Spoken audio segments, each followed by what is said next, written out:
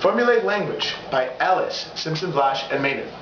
What I set out to do in my portion of the presentation is an overview of their study and their conclusions.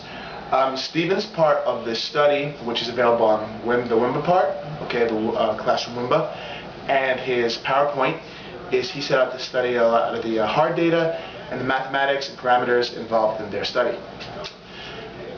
They approached it, the researchers, through a three-pronged approach, which was corpus linguistics, psycholinguistics, and pedagogical usefulness.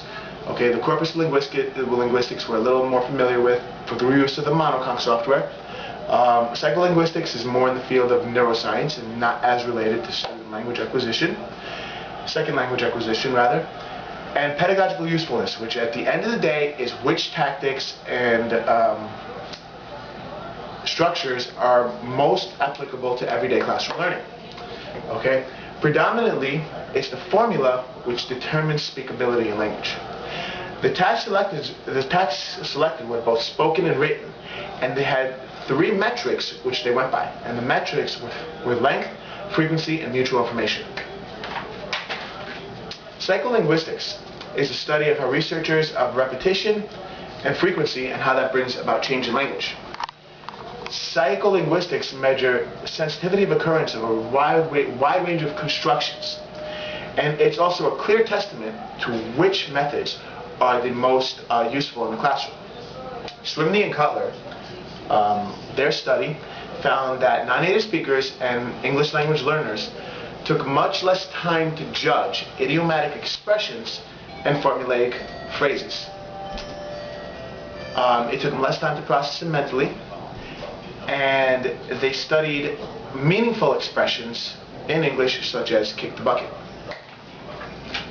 The central role of corpora. Okay, corpora plays a central role in identifying relative constructions for language learning.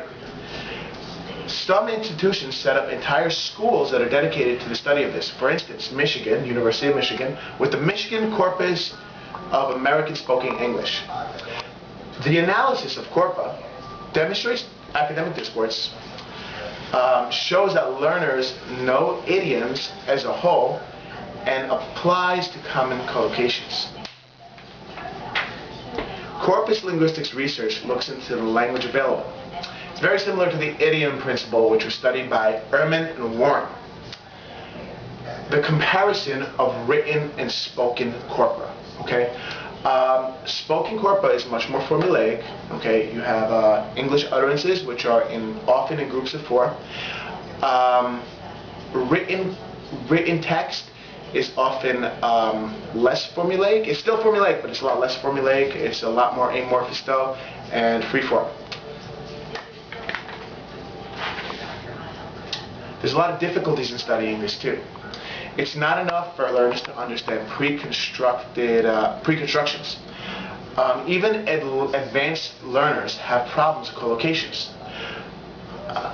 International learners often sound ungrammatical even when they're speaking properly and they have the phrases down pat. Because of their accents, a lot of times they sound ungrammatical. Nadinger and DiCario argue for lexical phrase as set pedagogical applicable units.